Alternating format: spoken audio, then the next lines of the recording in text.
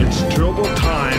What's going on, Turbo Nation? Welcome to the very first episode of the best elite weapon class setups. It's been a while since I've done a class setup video. If you're interested, I do have a playlist of the class setups that I have done in the past for the normal variants. They have gotten a ton of positive feedback and a lot of views, helped out a bunch of people, so be sure to check that out. I'll link it in the description. But today, I'm going to be kicking off the series with the best ASM1 SPEAKEASY elite weapon class setup. Now, just to clarify, this class setup is tailored more towards the stealthy and flanking type players. All my attachments and perks complement my playstyle and work to my advantage, and this video shows you the best class setup for a stealth and flank playstyle with the ASM1 SPEAKEASY. So if you want to see a more aggressive class for the SPEAKEASY, just drop a comment below, and if I get a lot of requests for it, I will do it. So first things first, you never want to use the SPEAKEASY on larger maps. You will not win any gunfights on larger maps. More likely than not, your enemy will be using an assault rifle and you will get destroyed. Bring this gun out on smaller maps like Detroit, Urban, Chop Shop, Riot,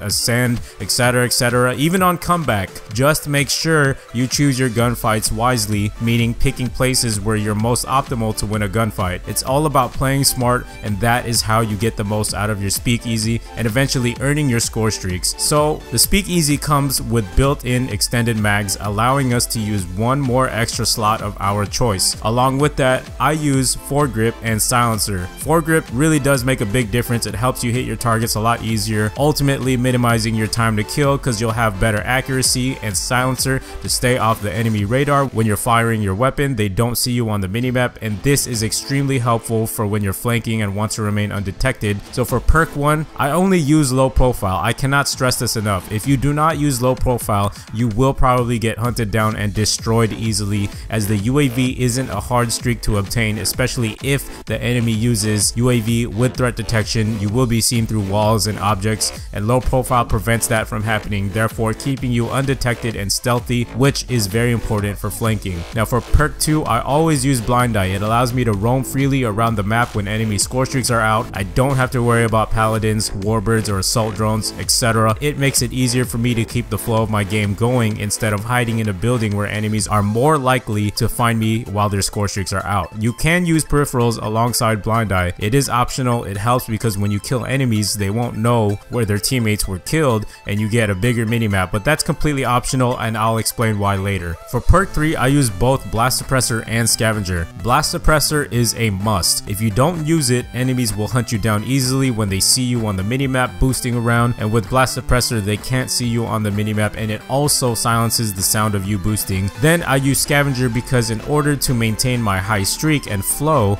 I need to use the same weapon, because what happens if I pick up a weapon and it's a weapon I've never used before with attachments that I'm not comfortable with, and then I get wrecked? So for exo ability, this is also optional. You don't have to equip it, but you can either use exo stim to help you recover in tight situations where the enemy is about to kill you and you're hiding and you need to recover health fast. Exo stim is very helpful for that, or you can use exo overclock to help you run out of tight situations instead of hiding and then speed away from dangerous situations. Totally up to you, but like I said, the exo ability is totally optional, and then again I'll explain why later. Now for the streaks, it is totally up to you, whatever you prefer to use. This is why I said the exo ability and peripherals is optional. If you don't want to use exo ability and peripherals, you can now add a third score streak to whatever you want. So let's recap the optional stuff in case you don't understand. Peripherals, exo ability, and a third score streak is all optional. You can only choose one of those. All this is because there isn't enough room for all that because of the pick 13 system. So that's about it for this class setup video. I hope you all found it helpful. Be sure to give this video a thumbs up and share it with your friends.